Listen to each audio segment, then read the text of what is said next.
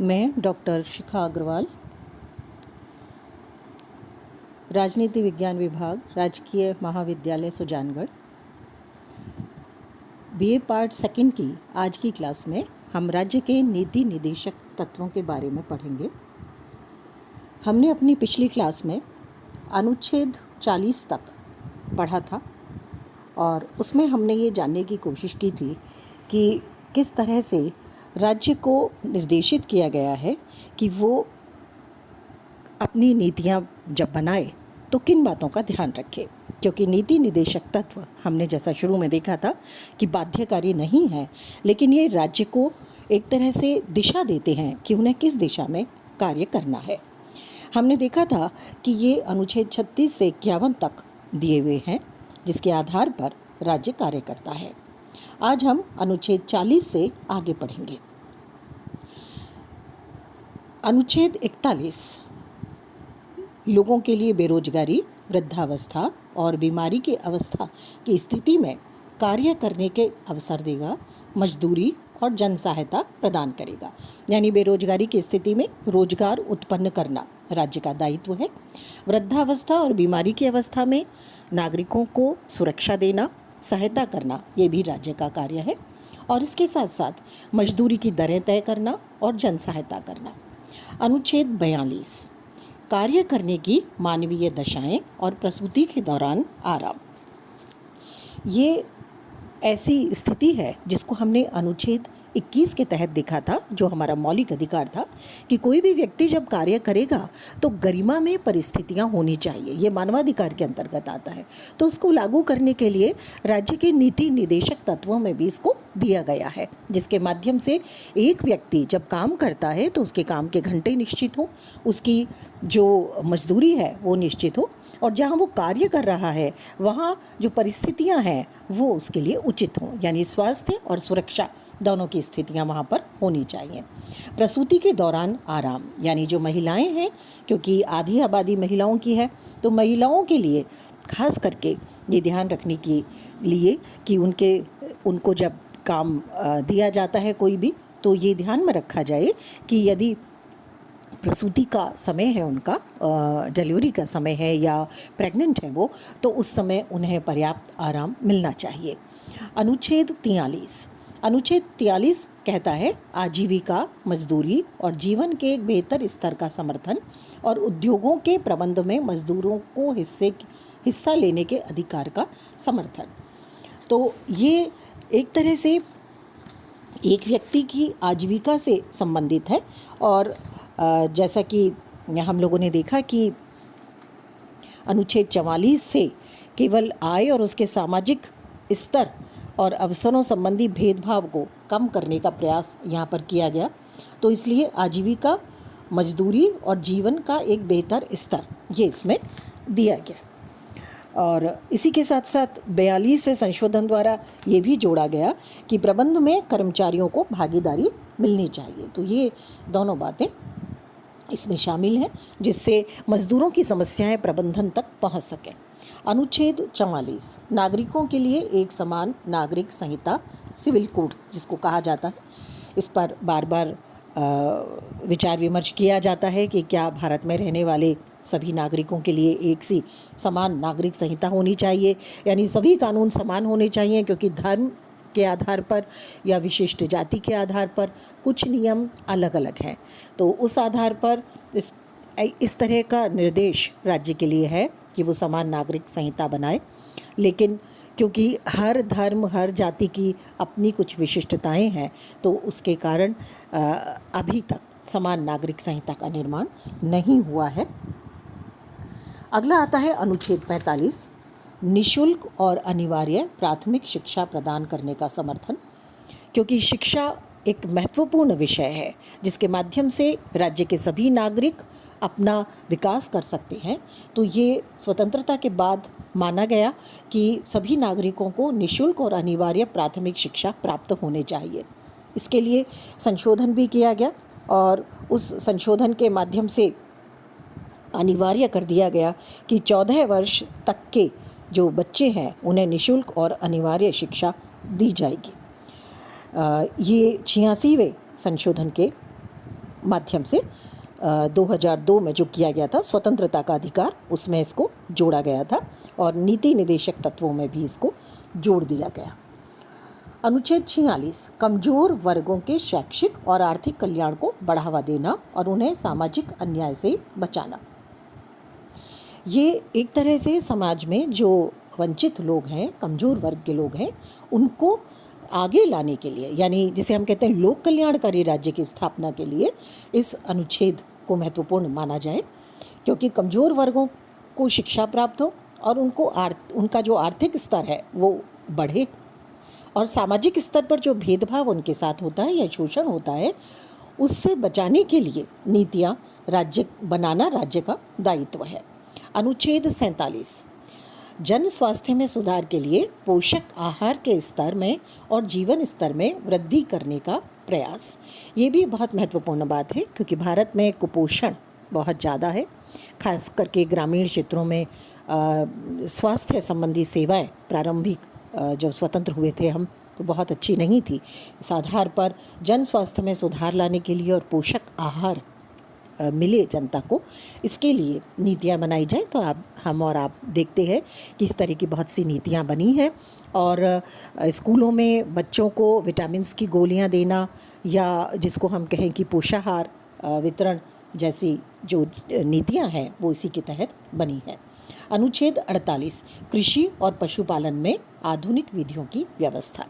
कृषि भारत की रीढ़ की हड्डी है और कृषि और पशुपालन एक दूसरे के पूरक है। ऐसी स्थिति में उसको बढ़ावा देने के लिए, उसके विकास के लिए उसमें रिसर्च हो और नई तकनीकों का उसमें प्रयोग किया जाए, ये भी राज्य के नीति निदेशक तत्वों में कहा गया है। अनुच्छेद 48 का ये जोड़ा गया 42वें संविधान संशोधन से।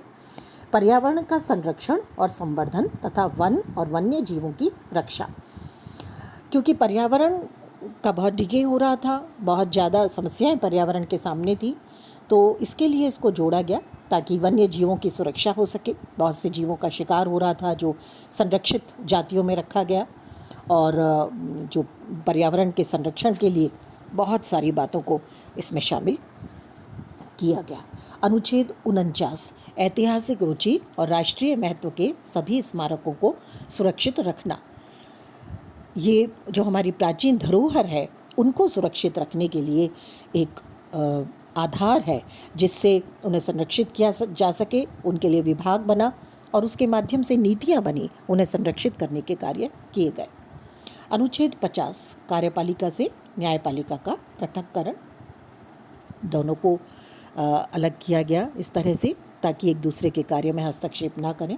और अनुच्छेद 51 अंतर्राष्ट्रीय शांति और सुरक्षा की अभिवृद्धि, यानी राज्य इस तरह की नीतियाँ बनाएगा कि अंतर्राष्ट्रीय स्तर पर हम भारत सुरक्षा बढ़ावा दे सके, शांति को बढ़ावा मिले। हम ये जानते हैं कि भारत ने पंचशील का सिद्धांत विश्व को दिया था और गुटनिरपेक्ष आंदोलन भी एक तरह से भारतीय प्रधानमंत्री की ही देन है। तो ऐसी स्थिति में हम देखें कि भारतीय राज्य की जो नीतियां हैं, भारत राज्य की जो नीतियां हैं वो अंतर्राष्ट्रीय शांति और सुरक्षा को बढ़ावा देने वाली होंगी। हम अपनी तरफ से किसी युद्ध को नहीं शुरू करेंगे और ना ही किसी युद्ध को पोषित करेंगे। तो ये हमारी नीतियों में है और इसलिए जहाँ तक संभव है भारत में राष्ट्रों के बीच न्याय और सम्मानपूर्ण संबंध स्थापित रखने का कार्य सरकारें करती हैं। राष्ट्रों के मध्य आपसी व्यवहार में अंतर्राष्ट्रीय कानून और संधियों के प्रति आदर का भाव बढ़ाना, अंतर्राष्ट्रीय झगड़ों को यदि कोई हैं तो उन्हें मध्यस्थता के द्वारा सुलझाने के लिए प्रोत्साहित करना। तो इस तरह से जो नीति निदेशक तत्व हैं इनके माध्यम से और इनके आधार पर भारत में वास्तविक प्रजातंत्र की स्थापना होगी और एक लोक कल्याणकारी राज्य बन सकेगा और हर व्यक्ति स्वतंत्रता, समानता और सामाजिक न्याय प्राप्त करेगा। ऐसा भारतीय संविधान का लक्ष्य रहा और उसी के आधार पर नीति निदेशक तत्वों को संविधान में शामिल किया गया।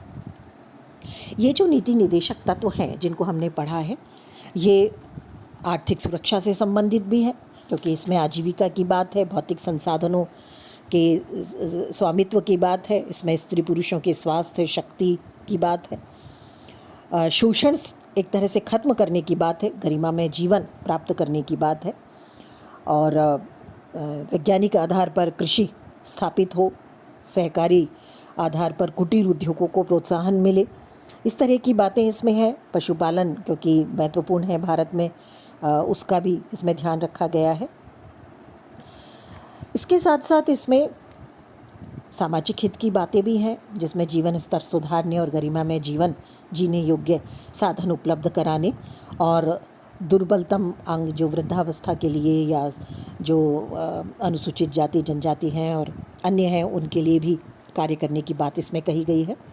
न्याय, शिक्षा और प्रजातंत्र संबंधी निदेशक तत्व भी हैं। समान नागरिक संहिता की बात की गई है। लोक सेवाओं में न्यायपालिका को कार्यपालिका से पृथक करने के लिए राज्य कदम उठाएगा, ये बात भी इसमें कही गई है। इसके साथ साथ शिक्षा संबंधी बात इसमें कही गई है कि 14 वर्ष तक के बच्चों को निश्चित रूप से 6 से 14 वर्ष तक के बच्चों को निःशुल्क शिक्षा प्राप्त हो और अनिवार्य शिक्षा प्राप्त हो।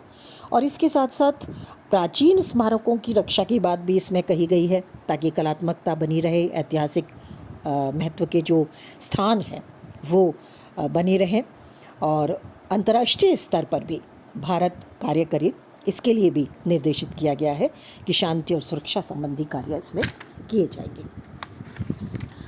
अब आते हैं नीति निदेशक तत्वों की आलोचना या उसकी कमियों की तरफ। सबसे पहली जो कमी है वो है इसमें वैधानिक शक्ति का अभाव है, क्योंकि ये वाद योग्य नहीं है, और यदि सरकार इनके अनुरूप कानून नहीं बनाती या कार्य नहीं करती तो उस स्थिति में सरकार के या राज्य के विरुद्ध न्यायालय में नहीं जा सकता। एक तरह से ये केवल नैतिक आदेश मात्र है, वैधानिक शक्ति इनके पीछे नहीं है, इसलिए इन्हें मात्र उद्देश्यों और आकांक्षाओं का घोषणा पत्र कहा जा सकता है, ऐसे बहुत से विद्वानों का मानना है, जिसमें प्रोफेसर के.टी. शाह और प्रोफेसर वीयर जैसे विद्वान आते हैं। दूसरी जो आलोचना है इसकी वो है नीति निदेशक तत्व कल्पना मात्र है, आदर्श मात्र है, क्योंकि इनकी क्रियान्विति उस तरह से नहीं हो पा रही जिस उद्देश्य से इनको संविधान में शामिल किया गया था। तीसरा आता है, एक संप्रभुता संपन्न राज्य के लिए ये औचित्यहीन है। ऐसा क्यों है? क्योंकि निश्चित रूप से जब संवैधानिक गतिरोध उत्पन्न होता है या एक संप्रभुता संपन्न राज्य अपने नियमों को लागू करता है और अधीनस्थ सत्ता को आदेश देता है, तो उस स्थिति में इस तरह के जो नियम हैं वो राज्य को किस तरह लागू करने हैं इसके बारे में कोई विधि नहीं है। तो ये जो सिद्धांत हैं ये अप्राकृतिक से प्रतीत होते हैं। इसी तरह से संवैधानिक गतिरोध होने की इससे आशंका है। इससे संवैधानिक द्वंद्व हो सकता है, जैसा कि संविधान सभा में श्री संथानम ने भय प्रकट किया था कि नीति निदेशक तत्वों के कारण राष्ट्रपति और प्रधानमंत्री या राज्यपाल और मुख्यमंत्री के बीच मतभेद हो सकते हैं। यदि इन तत्वों के विरुद्ध व्यवस्थापिका से कोई विधेयक स्वीकृत हो जाता है तो राष्ट्रपति या राज्यपाल इस आधार पर इस पर अपना निषेधाधिकार प्रयोग कर सकते हैं। ऐसी स्थिति में निश्चित रूप से गतिरोध उत्पन्न होगा और वह शासन के मूलभूत सिद्धांत जो हमारा है उसमें भी निदेशक तत्वों के विरुद्ध होगा। तो इस प्रकार की जो घटनाएं हैं वो काफ़ी हद तक कार्यपालिका के औपचारिक प्रधान और वास्तविक प्रधान, औपचारिक प्रधान यानी राष्ट्रपति और वास्तविक प्रधान यानी प्रधानमंत्री के बीच मतभेदों को जन्म देंगी और इससे संसदीय प्रजातंत्र को खतरा उत्पन्न होने की संभावना बनी रहेगी। लेकिन इसके बावजूद भी इनका महत्व कम नहीं हो जाता, क्योंकि इनके आधार पर सरकार नीतियां बनाती है। ये सरकार को कहा गया है, निर्देशित किया गया है और संविधान में इसी आधार पर इनको शामिल किया गया था। इसके रीजंस को हम देखेंगे कि इसका महत्व कैसे है। सबसे पहला है इसके पीछे जनमत की शक्ति है।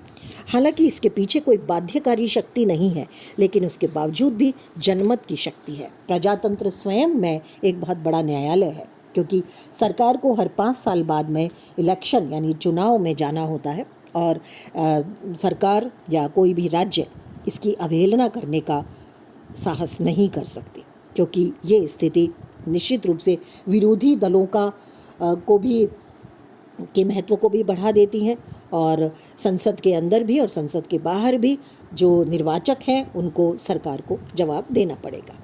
प्रोफेसर पायली इस संबंध में कहते हैं कि ये निदेशक तत्व राष्ट्रीय चेतना के आधारभूत स्तर का निर्माण करते हैं। जिनके द्वारा इन तत्वों का उल्लंघन किया जाता है वे ऐसा कार्य उत्तरदायित्व की स्थिति से अलग होने की जोखिम पर ही कर सकते हैं। इसी तरह से संविधान सभा में अल्लादी कृष्णा स्वामी अय्यर ने कहा था, कोई लोकप्रिय मंत्रिमंडल संविधान के चतुर्थ भाग के उपबंधों के उल्लंघन का साहस नहीं कर सकता। यानी उनका ये मानना था कि जो ये नीति निदेशक तत्व हैं इनका उल्लंघन कोई भी मंत्रिमंडल नहीं कर पाएगा, क्योंकि इससे निर्वाचकों के या जनमत के नाराज होने की पूरी संभावना रहेगी। दूसरी बात आती है नैतिक आदर्श के रूप में इसका महत्व है। इन्हें नैतिक धारणाएं भी यदि हम मान लें तो भी इनका बहुत ज़्यादा महत्व है। ब्रिटेन में मैग्ना कार्टा, फ्रांस में मानवीय और नागरिक अधिकारों की घोषणा और अमेरिकी संविधान की प्रस्तावना को कोई वैधानिक शक्ति प्राप्त नहीं है, लेकिन इसके बावजूद भी इनका वहाँ की राज्य सत्ता में बहुत महत्व है। इसी तरह से भारत में भी हालांकि इनके पीछे कोई वैधानिक शक्ति नहीं है, लेकिन इसके बावजूद भी नीति निदेशक तत्व भारत में नीतियां बनाते समय निश्चित रूप से सरकार को प्रभावित करेंगे। आते हैं तीसरी बात पर, शासन के मूल्यांकन का आधार है। नीति निदेशक तत्व एक तरह से ये बताते हैं कि सरकार ने जो नीतियां बनाई हैं वो संविधान के अनुरूप है या नहीं है। जनता इसका आकलन कर सकती है। यदि शासक दल नीति निदेशक तत्वों के आधार पर नियम नीति बनाते हैं तो निश्चित रूप से जनता सफलता के आधार पर उसे पुनः चुनती है, और राजनीतिक दलों को निश्चित रूप से अपनी कार्यनीति में इनको शामिल करना होता है। तो इस तरह से जनता विभिन्न दलों की तुलनात्मक जांच इसके माध्यम से कर सकती है। अगला आता है सामाजिक आर्थिक क्रांति के साधन है। ये भी एक बहुत महत्वपूर्ण बात है इसकी। जब भारत स्वतंत्र हुआ 1947 में, और एक तरह से स्वतंत्रता के बाद आम आदमी को सामाजिक आर्थिक सुधारने का एक साधन मिला संविधान के माध्यम से, तो जो ये नीतियां हैं इनके माध्यम से राज्य ने जो नीतियां बनाई उससे निश्चित रूप से भारत में बहुत सुधार हुए और सामाजिक आर्थिक क्रांति हुई। पांचवी बात जो इसके संदर्भ में हम कर सकते हैं वो है संविधान की व्याख्या में ये सहायक है। जो ये मूलभूत नीति निदेशक तत्व हैं इनका अर्थ है कि देश के प्रशासन के लिए उत्तरदायी सभी सत्ताएं इन नियमों के आधार पर कार्य करेंगी। न्यायपालिका भी शासन का एक महत्वपूर्ण अंग है, इसलिए जब भी कोई संविधान की व्याख्या की जाती है तो यह आशा की जाती है कि न्यायालय इन नीति निदेशक तत्वों को भी उचित महत्व देंगे। जैसा कि MC सीतलवाड़ ने कहा, राज्य नीति के इन मूलभूत सिद्धांतों को वैधानिक प्रभाव हालांकि प्राप्त नहीं है, फिर भी उनके द्वारा न्यायालयों के लिए उपयोगी प्रकाश स्तंभ का कार्य किया जाता है। और छठी बात जो इसमें आती है वो है कार्यपालिका प्रधान इनका दुरुपयोग नहीं कर सकते। ये एक महत्वपूर्ण बात है। हालांकि जब संविधान बन रहा था तब संविधान वेत्ताओं ने और सदस्यों ने ये भय प्रकट किया था कि जब नियम बनाए जा रहे हों तो नीति निदेशक तत्वों के आधार पर राष्ट्रपति या राज्यपाल अपनी विधेयक पर सहमति देने से इनकार कर सकता है। तो ये स्थिति प्रजातंत्र के विपरीत होगी। लेकिन व्यवहार में ऐसी घटना बहुत कम संभव है, क्योंकि संसदात्मक शासन में नाम मात्र का कार्यपालिका प्रधान लोकप्रिय विधानमंडल और मंत्री परिषद द्वारा पारित विधि को सामान्य तौर पर अस्वीकृत नहीं करते। जैसा कि डॉक्टर अंबेडकर ने कहा था, विधायिका द्वारा पारित विधि को अस्वीकृत करने के लिए राष्ट्रपति या राज्यपाल निदेशक तत्वों का प्रयोग नहीं कर सकते। तो इस तरह से निदेशक तत्व इस दृष्टि से भी महत्वपूर्ण है कि इनमें गांधीवादी तत्व और आदर्शों को स्थान दिया गया है। वैधानिक शक्ति इनके पीछे नहीं होने के बावजूद भी निदेशक तत्वों का अपना महत्व है, इनकी अपनी उपयोगिता है। निदेशक तत्वों का जो क्रियान्वयन है ये आर्थिक सामाजिक न्याय को प्राप्त करने के लिए मुख्य रूप से माना गया, और ये माना गया कि जहाँ तक संभव है आर्थिक समानता की स्थापना हो, सभी लोगों के लिए आजीविका के साधन मिलें, महिलाओं, बच्चों, युवक और श्रमिकों सभी की शोषण से रक्षा हो, छोटे कृषकों और भूमिहीन कृषि मजदूरों के हितों की रक्षा हो, असहाय व्यक्तियों को राजकीय सहायता और सभी व्यक्तियों के लिए कानूनी न्याय की प्राप्ति हो। ये सबसे महत्वपूर्ण कार्य इसके माध्यम से निर्देशित किए गए हैं। इन्हें पूरा करने के लिए सरकार ने हालांकि कुछ कदम उठाए, उनको हम लोग शॉर्ट में देख लेते हैं। पहला जो कार्य किया गया वो था जमींदारी और जागीरदारी प्रथा का अंत और भूमि सुधार। 1951 में जमींदारी प्रथा को खत्म कर दिया गया और उन भूमि सुधारों को संविधान की 9वीं अनुसूची में शामिल कर संवैधानिक स्थिति प्रदान कर दी गई और भूमि पर जोतने वाले का अधिकार है, ये बात इसमें कही गई। दूसरी जो महत्वपूर्ण योजना की गई सरकार की तरफ से वो थी पंचवर्षीय योजनाएं, और इन पंचवर्षीय योजनाओं के माध्यम से ज़्यादातर जो लक्ष्य है उन्हें प्राप्त करने की कोशिश की गई, जिसमें कृषि आता है, जल संसाधन आता है, पशु नस्ल सुधार आता है, ग्रामीण विकास, ऊर्जा, उद्योग, वाणिज्य, परिवहन, श्रम, संचार, आवास, स्वास्थ्य, पर्यावरण, वैज्ञानिक अनुसंधान, शिक्षा आदि के संदर्भ में पंचवर्षीय योजनाओं में कार्य किया गया। इसके साथ साथ पंचायती राज और स्थानीय स्वशासन, हमें मालूम है कि 2 अक्टूबर 1959 से पंचायती राज व्यवस्था को अपनाया गया और उसके बाद में जो उसमें कमियां थीं उसको दूर करने के लिए 1993 में संसद ने 73वें संविधान संशोधन अधिनियम को पारित किया और इस अधिनियम के आधार पर संविधान में 11वीं अनुसूची की व्यवस्था करके पंचायती राज को संवैधानिक दर्जा दिया गया और 74वें संविधान संशोधन अधिनियम के आधार पर शहरी क्षेत्र में भी स्थानीय स्वशासन की व्यवस्था को मजबूत करने का प्रयास किया गया। इसके साथ साथ और जो कार्य सरकार की तरफ से इन योजनाओं को या नीति निर्देशक तत्वों को लागू करने के लिए किए गए, उसमें आते हैं कमज़ोर वर्गों का कल्याण करना। इसमें 95वें संविधान संशोधन 2010 के आधार पर 25 जनवरी 2020 तक के लिए अनुसूचित जाति और जनजातियों के लिए आरक्षण की अवधि को प्रतिनिधि संस्थाओं में बढ़ा दिया गया।